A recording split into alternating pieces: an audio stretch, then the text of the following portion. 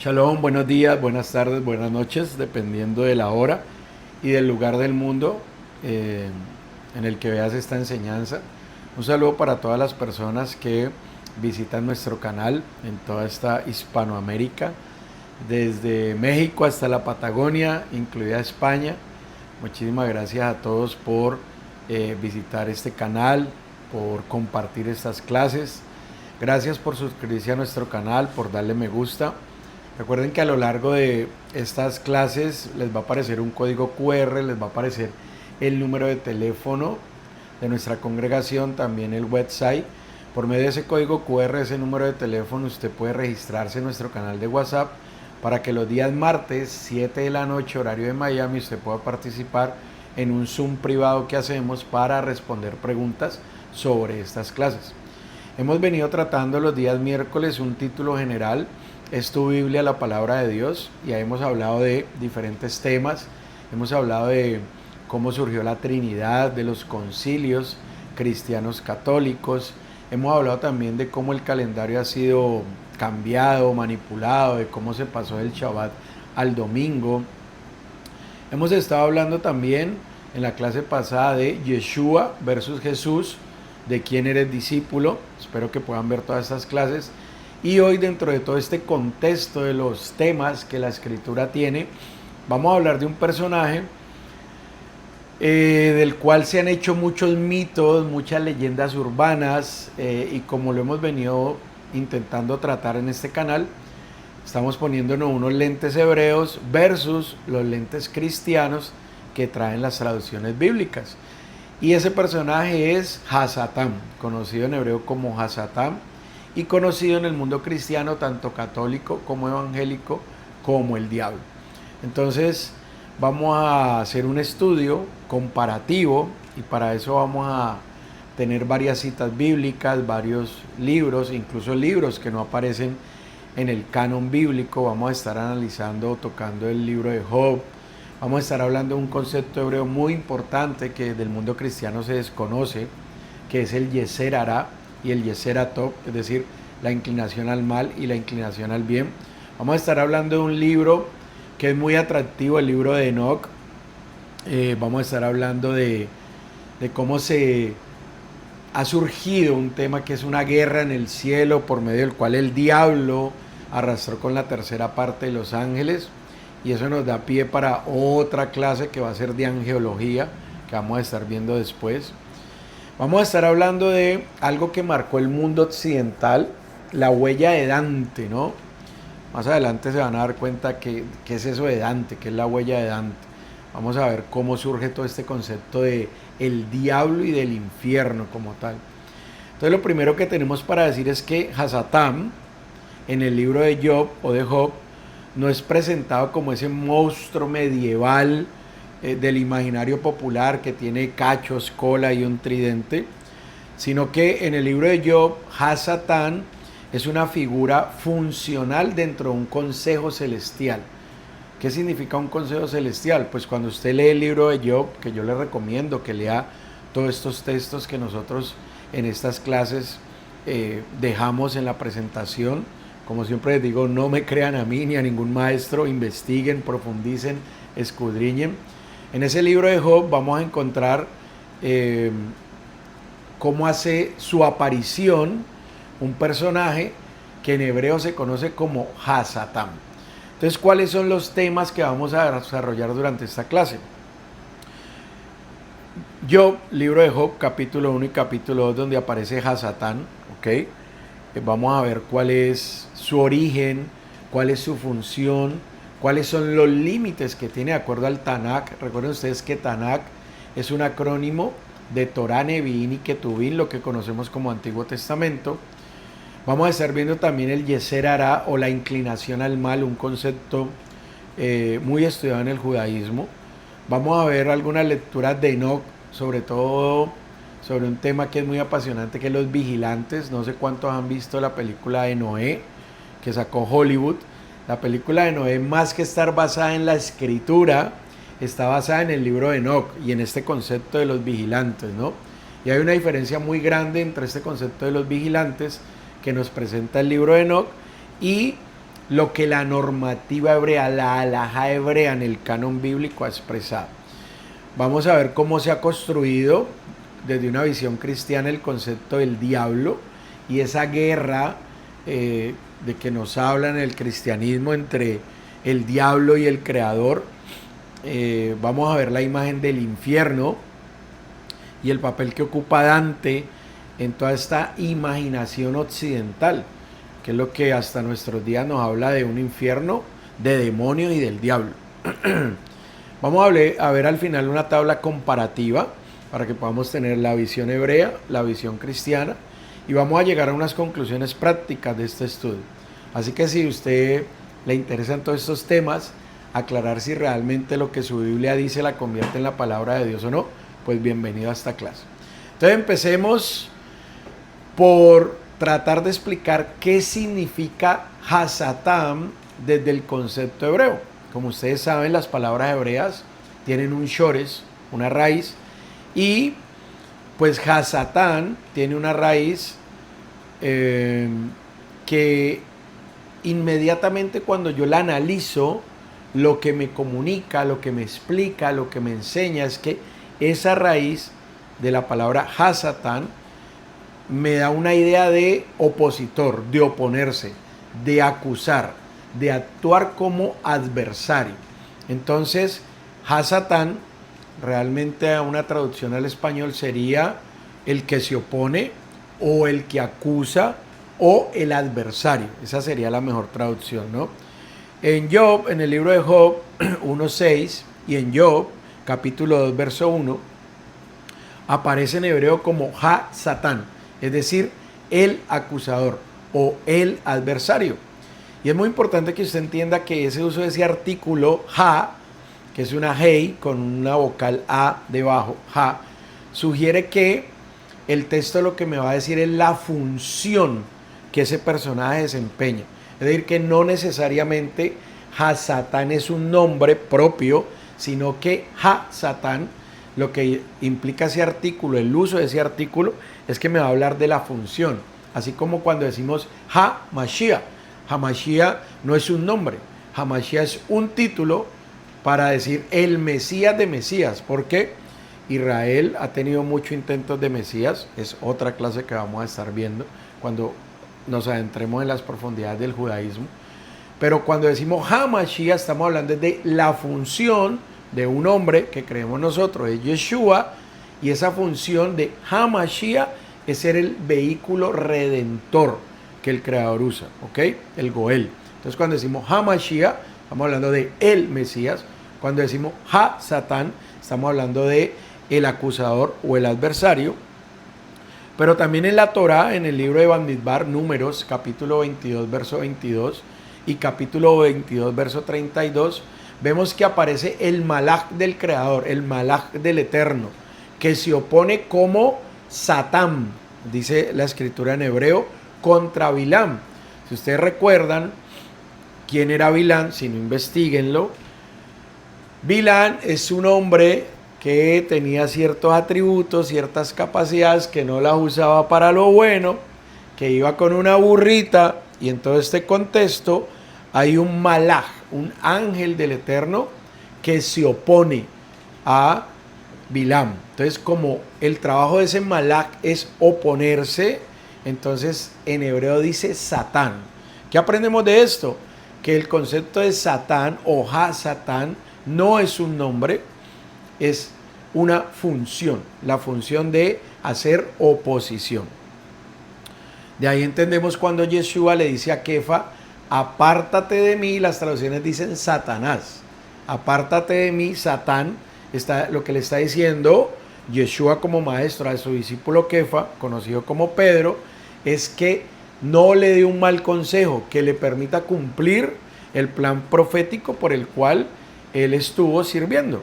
Entonces, esto me muestra que en el hebreo bíblico, y colocándome unos lentes hebreos, el término Ha-Satán describe un rol, una función de oposición, pero que ese personaje que cumple ese rol está bajo la soberanía divina.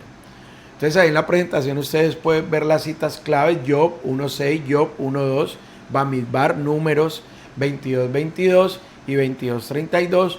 Por favor, investíguelas para que se dé cuenta de todo este contexto hebreo del personaje conocido como Hasatán. Pero vamos a entrar un poquito en Job, capítulo 1 y 2, que es un libro maravilloso. Algunos dicen que es un libro que escribió Moshe. Las fuentes del Midrash hebreo nos enseñan que Job era uno de los 3 consejeros de Faraón, de ese Faraón que participó en la salida del pueblo de Israel de Egipto, ese Faraón que recibió las plagas. Y Job era uno de los 3 consejeros. Los otros 2 eran Bilán, personaje que le acabé de mencionar en Bamidbar, en Números, y el otro era Itro, el suegro de Moshe. Eso es lo que nos dicen las fuentes hebreas en los Midrashim. Entonces en Job, en capítulo 1, verso 6, dice: vinieron los hijos de Eloa a presentarse delante del Creador, y entre ellos vino también Hasatán. Entonces, ¿cuál es la primera conclusión que podemos tener de este personaje? Que hace parte del concepto los hijos de Eloa.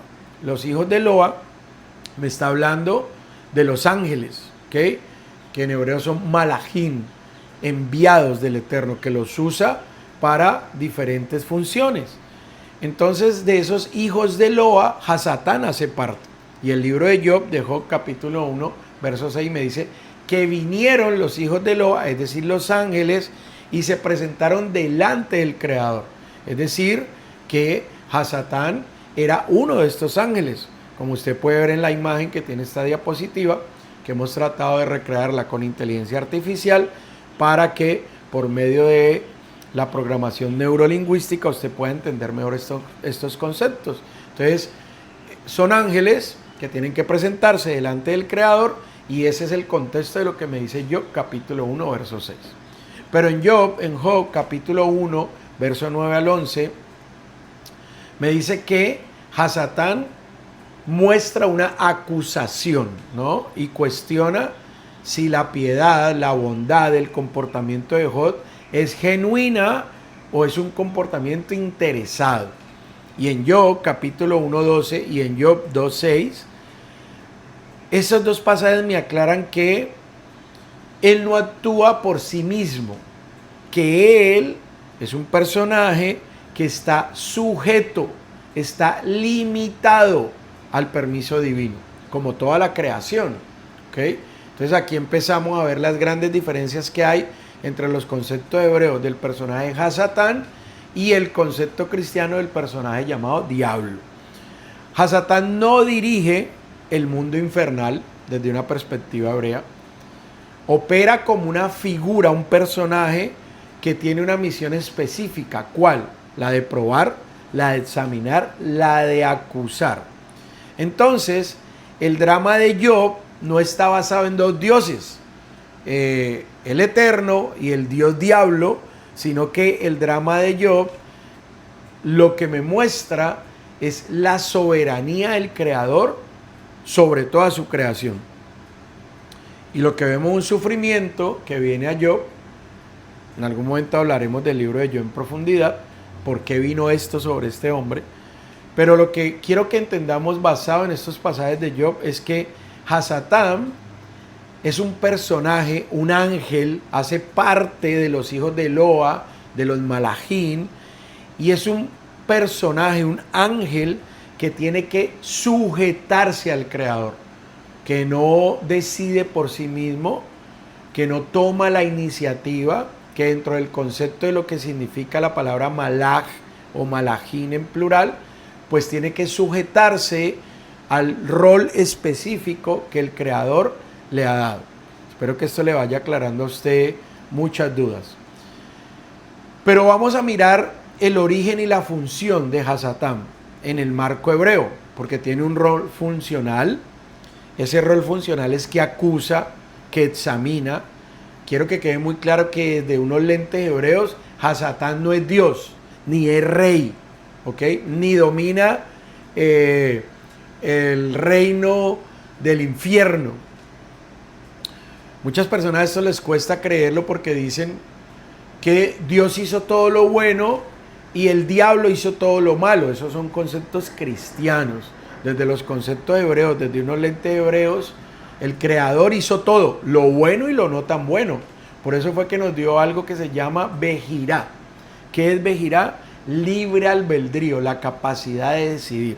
Entonces, el Tanaj, el Antiguo Testamento, no presenta a Satán con un poder eterno, autónomo, en competencia con el Creador, luchando con el Creador. Su perfil en Job y por ejemplo en Sejaría, en Zacarías 3, 1, 2, es el de un acusador o un fiscal. No es un antidios, ni es un enemigo, ni lucha contra Dios, ni se rebeló contra Dios. En Sejaría, en Zacarías 3, 1, 2, aparece acusando a Yehoshua, el sumo sacerdote, y el Creador lo reprende por eso. Es decir, que es un ángel que ocupa una función, pero que está sujeto al Creador. La función de Hasatán entonces es revelar, examinar, poner en evidencia las ciertas conductas de las personas, pero no gobierna aparte o fuera del control divino. Por eso, la cosmovisión hebrea clásica es menos dualista. El cristianismo nos muestra un Dios bueno que hace lo bueno y un diablo malo que tiene un reino que es el infierno, ¿no? La mente hebrea, los lentes hebreos para analizar las escrituras, siempre me va a hablar de que hay una soberanía completa, absoluta del Creador.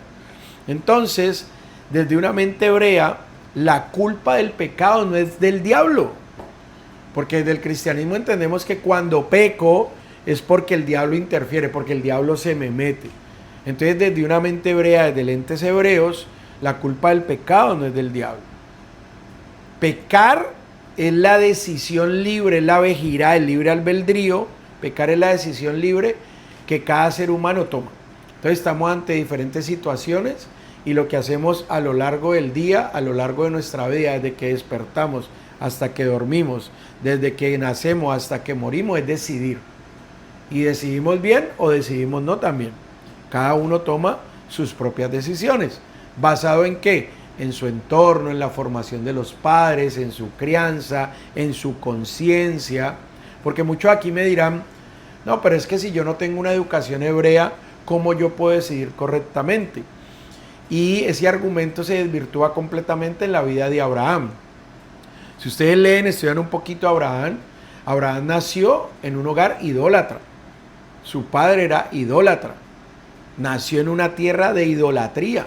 Y sin embargo, Abraham despertó la conciencia al ver toda la creación de que tenía que haber un Dios verdadero, no los ídolos que fabricaba su padre. Entonces la vida de Abraham es un testimonio de que sin importar nuestro entorno, nuestra familia, nuestro pasado, nuestras malas decisiones, puede llegar un momento en nuestra vida de que despertemos esa conciencia y se despierte en nosotros algo que en hebreo se dice Irat Hashem, temor al Creador. Los sabios enseñan que un bebé cuando nace viene dotado con todo, absolutamente todo. Pero hay una sola cosa que ese bebé no trae y eso se llama Irat Hashem, temor al Creador. Y cada persona lo desarrolla o no a lo largo de su vida, permitiendo que su conciencia despierte. Recuerden que la mayoría de personas, el nivel más alto de conciencia que alcanzan es la honestidad, pero para el Creador ese nivel no es suficiente, porque el verdadero nivel es la integridad. Una cosa es ser honestos, otra cosa es ser íntegros. Para los que siguen este canal, ya conocen el Midrash de la pizza, que me habla de la diferencia entre integridad y honestidad. Entonces, hay citas claves, le repetimos, Sejarías, Zacarías 3, 1, 2, Job 1, 12, Job 2, 6, que me van a permitir aclarar todos estos conceptos. Vamos a hablar ahora de Enoc. Algunos dicen que hay primera, segunda de Enoc. Vamos a hablar de Enoc, de los vigilantes de los ángeles caídos. Enoc expande el texto de Bereshit de Génesis 6, 1, 4 y describe a unos vigilantes, a unos hijos del Creador, unos ángeles que descendieron, que se corrompieron y que transmitieron un conocimiento a los humanos que estaba prohibido para los humanos. Pero eso está en el libro de Enoc. Y recuerden ustedes que Enoc es un libro apócrifo, es decir, es un libro que no fue aprobado dentro del canon hebreo.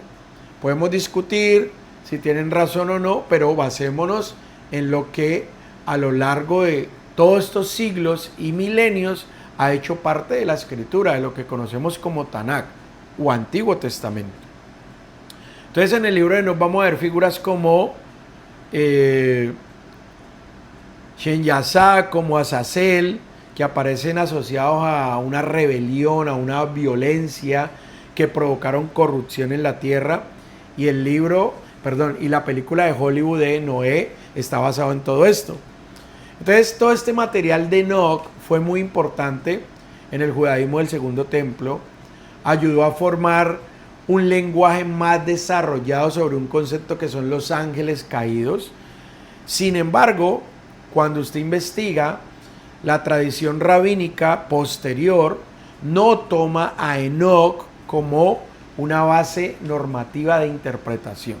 ¿Okay? Entonces vale la pena hacer esa claridad, porque mucha gente piensa que por el hecho de que se hablan de conceptos hebreos, de que son libros muy antiguos, hacen parte de lo que se conoce como el Tanakh, el Antiguo Testamento, y no es así. Por eso Enoc explica una parte del contexto, pero no debe confundirse con que me está dando una visión hebrea de lo que realmente el judaísmo ha creído y ha interpretado. Y eso es muy importante aclarar.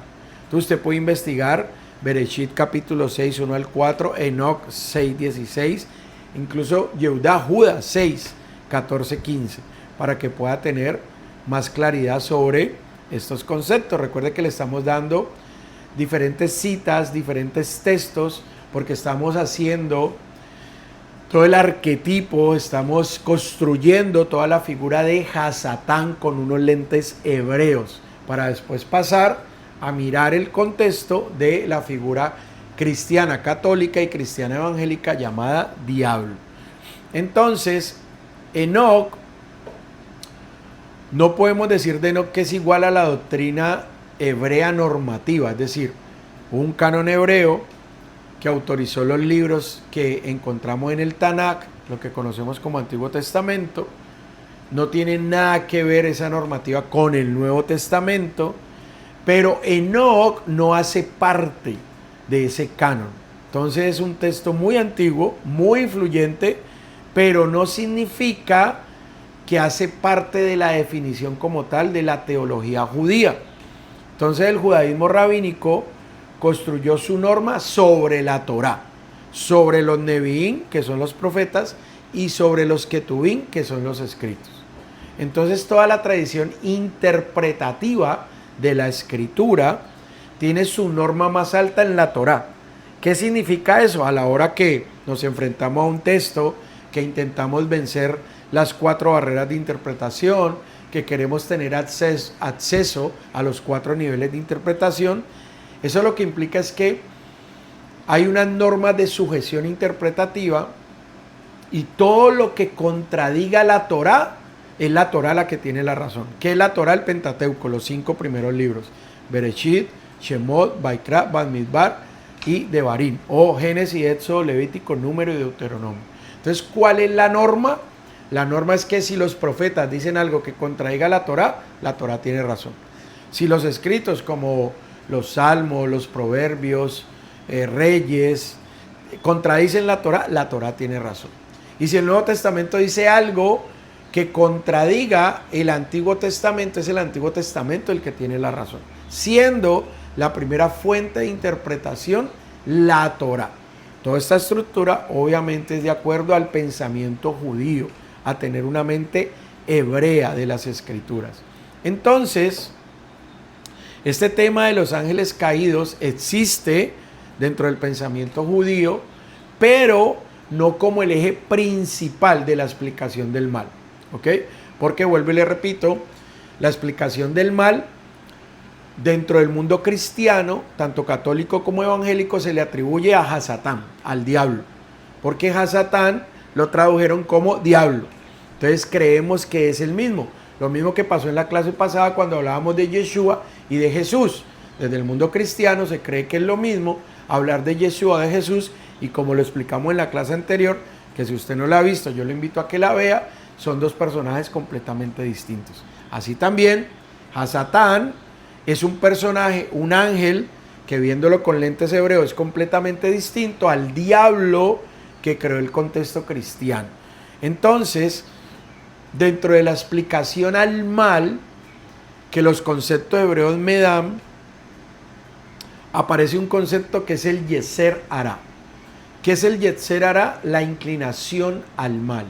Es decir, este concepto me enseña que los seres humanos vamos desarrollando unas formas, unas maneras de comportamiento, y es mi responsabilidad, la responsabilidad de todo ser humano, poder decidir correctamente. Y cuando yo decido por lo que la Torah me demanda, pues yo estoy usando mi Yetzer Hatov, mi inclinación al bien, y no estoy siendo preso o presa de mi Yetzer Hará, de mi inclinación al mal. Entonces, este concepto distingue fuertemente el enfoque hebreo de lo que es el pecado, de lo que es el mal, de lo que es Hasatán, y por supuesto lo aparta del imaginario cristiano popular sobre Satanás, los demonios y el infierno. Y ahora miremos entonces cómo se forma el diablo. Cuando yo leo la escritura, yo veo el Tanaj, el Antiguo Testamento, y yo por ningún lado encuentro el diablo. Las traducciones bíblicas cristianas son las que cambian el concepto de Hasatán. Entonces, esta figura llamada diablo, el cristianismo lo construye uniendo varios textos y varias figuras, como por ejemplo la serpiente de Génesis, dicen que ese es el diablo, la serpiente de Génesis, Bereshit 3, muestran a Satanás como el tentador, el dragón de Apocalipsis capítulo 12, y le mezclan otras lecturas tradicionales del cristianismo. En Yeshayahu, Isaías capítulo 14, verso 12, en latín aparece Lucifer, ¿ok? Y fue leído muchas veces relacionado con la caída de Satanás. Y ahí aparte aparece el concepto de que esa caída hizo que se arrastrara la tercera parte de los ángeles y que el diablo se enfrentó a Dios y hubo una lucha entre estirpes angelicales. Pero cuando yo voy al contexto hebreo de Yeshayahu, Isaías capítulo 14, verso 12, veo que me está hablando del rey de Babilonia. Entonces esto depende de los lentes que usted quiera colocarse para analizar las escrituras. Nosotros decidimos colocarnos unos lentes hebreos. ¿Por qué? Pues porque el idioma K12, el idioma original de la escritura, es hebreo. Recuerden ustedes que en estas clases hemos hablado de las traducciones y de que la primera traducción fue la Septuaginta, que fue la traducción que se hizo del hebreo, que es el original, al griego. Entonces decidimos ponernos lentes hebreos. Y como cristianos que fuimos, pues lo que hacemos en este canal es traer esos lentes hebreos para que usted con sus lentes cristianos compare, estudie, profundice y se dé cuenta qué es lo correcto a la hora de mirar la escritura y tomar la decisión si su Biblia es realmente la palabra de Dios o no. En Ezequiel capítulo 28 fue a veces aplicado tipológicamente a Satanás, ese capítulo 28 de Ezequiel. Pero cuando usted lee con detenimiento, se pone unos lentes hebreos, literalmente está hablando del rey de Tiro, no está hablando de Satanás.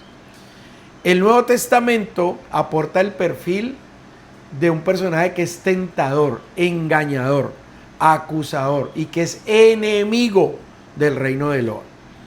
Entonces, de toda esta síntesis nace la imagen de un diablo personal y cósmico, mucho más amplio a la presentación que leemos en el libro de Job, como un ángel que hace parte de los hijos del Creador, refiriéndose a Malachim, y que ocupa un papel de acusador que va y revisa el mundo y que trae un informe delante del creador, que no decide por sí mismo, sino que es el creador el que le autoriza hasta dónde puede llegar. Entonces, en toda esta estructura cristiana del personaje diablo, usted puede investigar citas como Génesis 3, Yeshayahu 14:12, Ezequiel 28, Matillahu, Mateo 4:1 al 11, Maró Elohim, Apocalipsis 12, 7, 9, para que usted entienda o empiece a construir este paralelo entre Hasatán, el personaje hebreo, y el diablo, el personaje que construyó el cristianismo.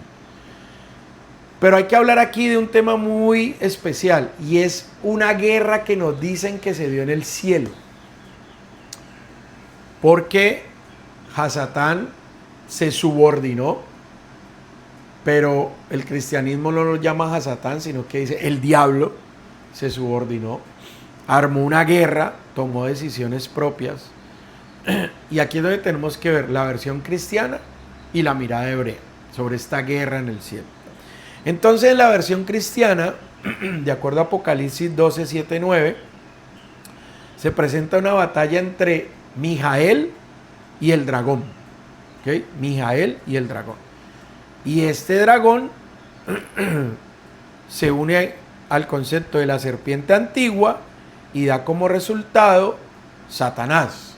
Y aquí es donde aparece la idea de que Satanás arrastró una parte de los ángeles, la tercera parte. Entonces, ahí es donde se fortalece la imagen de Satanás como jefe de una rebelión celestial. Entonces, armó un sindicato, formó una rebelión, dijo: ¿quiénes están conmigo? Se llevó la tercera parte de los ángeles y le dieron un reino. ¿Cuál reino? El infierno, con demonios. Ahora, desde una mirada hebrea, lo primero que tengo que entender es que el libro de Apocalipsis no pertenece al Tanakh, no pertenece al Antiguo Testamento, ni tampoco se ajusta a la doctrina judía normativa. Pero obviamente, como creyente en Yeshua, como Mesías, tenemos que analizar el Nuevo Testamento, pero con unos lentes hebreos, para desencriptar todos esos hebraísmos. Porque recuerden ustedes que Apocalipsis, que es un libro que vamos a estar estudiando únicamente ese libro, más adelante en las clases de los jueves, donde estamos estudiando el Nuevo Testamento, vamos a estar estudiando más adelante solo ese libro de Apocalipsis, porque es una revelación que Yeshua le da a uno de sus discípulos, a uno de los miembros del Beidín, a Yohanan, y que revela secretos que están muy unidos al libro de Daniel. Daniel tuvo que sellar muchos de esos secretos, y muchos de esos secretos se abren en el libro de Apocalipsis, pero eso es tema de otra ocasión. Entonces, no existe en el Tanakh, en la Biblia hebrea, una doctrina central que diga que Hasatán se llevó un tercio de los ángeles. Eso no aparece por ningún lado.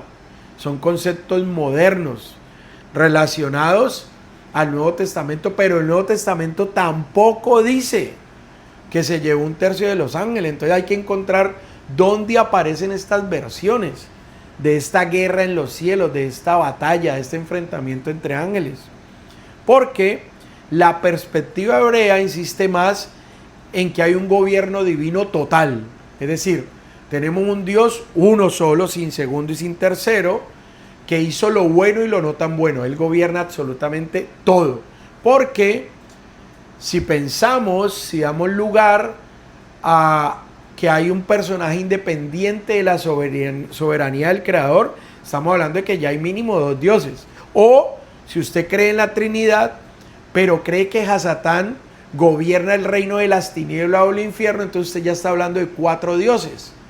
Y si usted no sabe cómo explicar Shemot, Éxodo capítulo 7, estamos hablando de 5 dioses. Porque en Éxodo, en Shemot capítulo 7, habla de que Moisés fue hecho Dios también. Y todos estos conceptos son lo que una mente cristiana tiene que aclarar. ¿Y cómo se aclara? Pues cambiando esa ideología, esa interpretación y poniéndose unos lentes hebreos. Entonces, ¿cuáles son las referencias que hemos usado aquí? Apocalipsis 12, 4, 7 al 9, Job 1, 2, Zacarías, Sejaría 3, 1, 2. Para que usted por favor revise todos estos textos, profundice en el concepto de estos textos. Entonces hablemos ahora de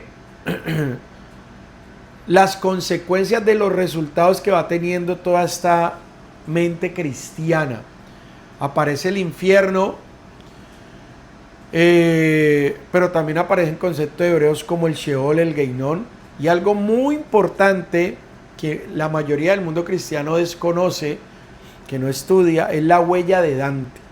Entonces en el Tanakh, el Sheol me habla de un ámbito de los muertos. El Sheol es relacionado a hablar de un mundo de los muertos. No necesariamente ese infierno medieval de fuego y de demonios. El Geinón, en desarrollos judíos posteriores, puede funcionar como una imagen de juicio, de corrección o de purificación. Y aquí es donde aparece la huella de Dante. Yo espero que usted investigue estos conceptos. La Divina Comedia es una obra que hizo un hombre, Dante, en la cual él organizó el infierno en círculos y consolidó una imagen muy vívida y popular de Satanás y del concepto del castigo. Entonces muchas personas del mundo occidental al cual pertenecemos confunden esa visión literaria medieval con la descripción directa que hace la Biblia. Y se confunden por esa obra, que es mucho más que poesía, la Divina Comedia, y entonces atribuyen todo eso a conceptos bíblicos. Y así se ha manejado desde que surgió esta obra hasta hoy. Entonces el concepto moderno del diablo o reinando en el infierno se le debe mucho más a la imaginación posterior del mundo occidental basado en la Divina Comedia que al libro de Job. Entonces usted puede mirar el Salmo 16:10, puede mirar el libro de Eclesiastés 9:10, puede mirar Yeshayahu, Isaías 14, y obviamente investigue a Dante, investigue a la Divina Comedia, investigue el concepto de infierno, que es lo que hoy conocemos como infierno. Y ahora le voy a presentar una imagen, mientras le hablo un poco de quién fue Dante, de todo esto que ocasionó la Divina Comedia. Espero que usted mire esta imagen. Es una imagen para algunos un poquito aterradora, pero si usted mira la imagen con detenimiento se va a dar cuenta que abajo, en la parte central, está el diablo, ¿okay? Que hay varios anillos. Si usted cuenta, va a poder contar alrededor de 7 anillos, círculos del infierno, y está rodeado de demonios. Y mientras usted mira esa imagen, yo tengo para decirle que Dante es clave para entender por qué muchas personas hoy se imaginan al diablo con cacho y cola. ¿Ok? Esa es una imagen muy medieval, es más medieval que bíblica. Y aquí tenemos que hablar de Dante Alighieri, que fue un poeta, un hombre político florentino, es decir, italiano, nacido en 1265, que murió en 1321 y que vivió en una Italia marcada por luchas políticas entre facciones, conflictos entre el papado y el imperio. Recuerden ustedes que todo este concepto de Roma como la base, la capital del imperio, surge con la creación del cristianismo católico, con el concepto de la Trinidad, que ya lo vimos en clases pasadas, con los diferentes concilios, empezando con el concilio de Nicea. Y entonces, en estos años 1200, 1300, aparece un personaje, Dante Alighieri, y él es un poeta, también con conocimiento político, que crea una obra, ¿okay? Una obra muy importante para todo lo que es el concepto que hasta hoy se maneja del infierno, del diablo y de los demonios. Entonces, de Dante tenemos que saber que fue exiliado en Florencia en 1302 y bajo este contexto de crisis política, de juicio moral, de conceptos de orden divino, crea una obra. Y esa obra, su obra más famosa es La Divina Comedia. Investíguelo, por favor. Se dice que esta obra fue compuesta aproximadamente entre 1308 y 1321 y que estuvo completa hacia 1319. Y la obra narra un viaje del propio Dante por el infierno, por el purgatorio y por el paraíso. Y en el infierno su guía es Virgilio. En el paraíso, y en el ascenso culmina con Beatriz y la visión de lo divino. Así que esta obra no es solo poesía, es una gran síntesis de teología, de moral, de política, de filosofía y de crítica social medieval. Entonces hay que entender lo que ocurría en esa época medieval de Dante. El contexto de la obra es el cristianismo latino, porque obviamente si vivías en Roma, hacías parte de este imperio romano, pues la religión era el cristianismo católico. Entonces el contexto de esta obra es el cristianismo latino medieval. Dante no inventó la idea del infierno, ni del juicio, ni del diablo.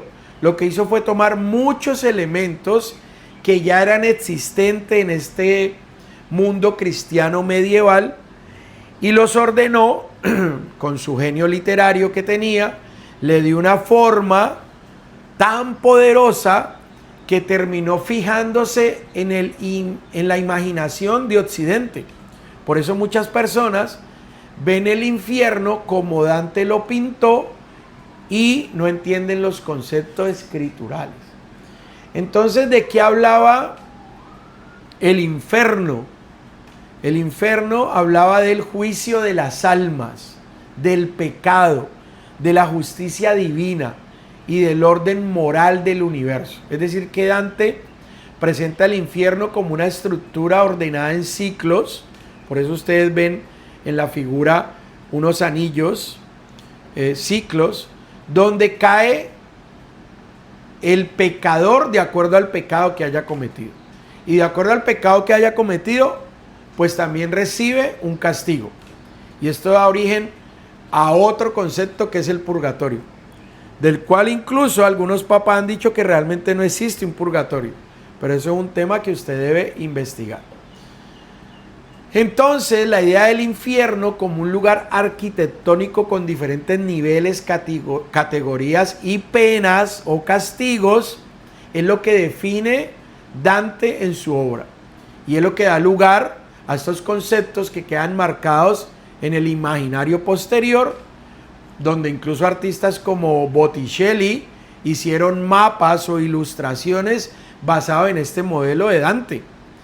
En cuanto al diablo, si usted mira la figura que yo le presento, Dante lo colocó en el centro más profundo de ese infierno que él construyó. Entonces, en su visión, Satanás no aparece como un rey triunfante sentado en un trono de fuego, sino que es una figura monstruosa, gigantesca y terrible, que está en la parte más baja del infierno. Sobre los cachos del diablo, es importante aclarar algo. Dante no inventó de la nada esa imagen, ¿ok? Tiene más que ver con la interpretación pictográfica que se dio a una pintura en la cual Moisés aparecía con unos cuernos. Yo espero que usted investigue todos estos conceptos. Yo le estoy dejando muchos puntos sobre la mesa y espero que su deseo de aprender la lleve a investigar.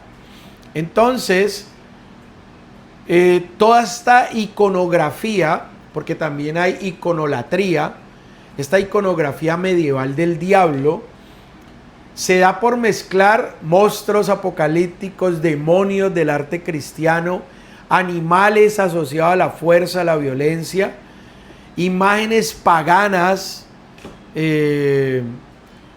como figuras caprinas o deidades, que en toda esta cultura cristiana medieval fueron reinterpretadas y Dante lo que hizo fue heredar todo ese mundo visual y lo potenció literariamente, y el arte, lo que conocemos como arte, pues nos da una imagen de un personaje llamado en el mundo cristiano como diablo, ¿ok? Entonces la Divina Comedia influyó grandemente en los conceptos que hoy tenemos desde el mundo cristiano del diablo, del infierno, de los demonios. Entonces, es momento de que usted piense si realmente una obra literaria de los 1200, de los 1300, de la época medieval, se ajustaría a los conceptos hebreos de la escritura. Y si ese personaje llamado diablo con un infierno es lo que la imaginación popular nos dice. Y para eso le traigo una tabla comparativa entre Hasatán y el diablo. Entonces hay varios temas: identidad, la relación con el creador, la explicación del mal, ángeles caídos, infierno y el enfoque práctico. Entonces, desde un enfoque hebreo, Hasatán tiene una función, es un ángel, ningún ángel caído, es un ángel que cumple una función específica determinada por el creador. Y esa función es la de acusador o la de adversario, de acuerdo a textos como Job 1.6 o Zacarías 3.1.2. Es un subordinado, es decir, tiene que sujetarse al creador, está limitado por el creador. Esto lo vemos en Job capítulo 1.12 y 2.6.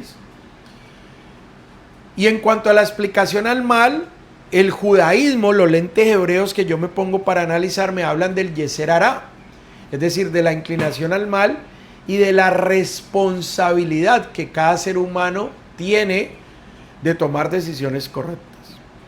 Dentro de la perspectiva hebrea no hay una doctrina que hable de que un tercio de los ángeles cayeron del reino de los cielos y se vinieron con el diablo a su reino. El infierno, desde el concepto hebreo, se puede manifestar como Sheol o Geinón, más Geinón, que tiene un matiz completamente diferente a este imaginario medieval que dejó Dante en su obra y que le dio un concepto al infierno que hasta hoy se maneja. En un enfoque práctico podemos decir que el judaísmo me invita a tener una dominación, un dominio propio sobre mi inclinación y dejar que la inclinación al bien, el Yeser Hatov, gane esa lucha. Es decir, que yo no peco porque el diablo se me mete, sino que yo, respetando la vejira del libre albedrío que el creador me da, decido qué hablar, decido qué comer, decido qué estudiar, decido cómo comportarme.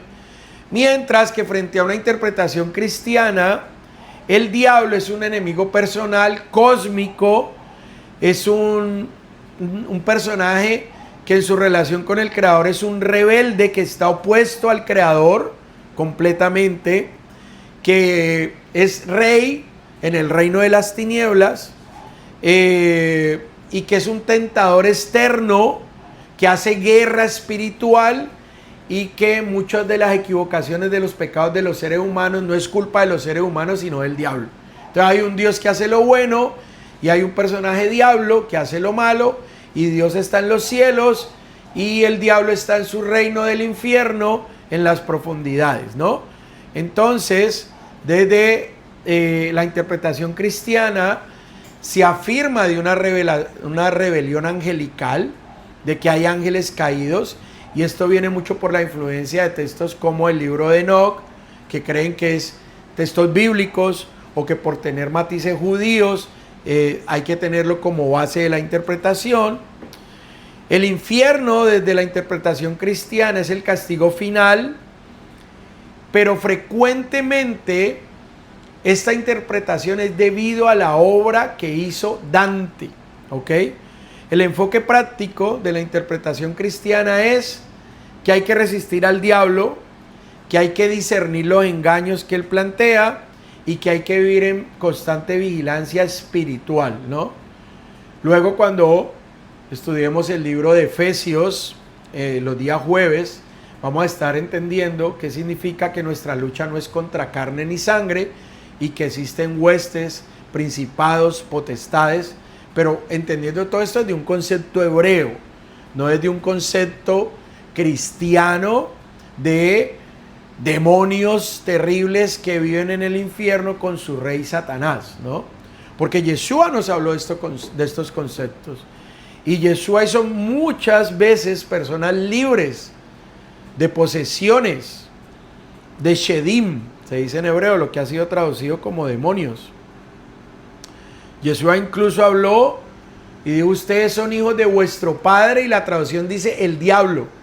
Recuerden que el concepto hebreo que hay es Hasatán, porque Yeshua no era ni un sacerdote ni un pastor cristiano, no era ni sacerdote católico ni pastor cristiano.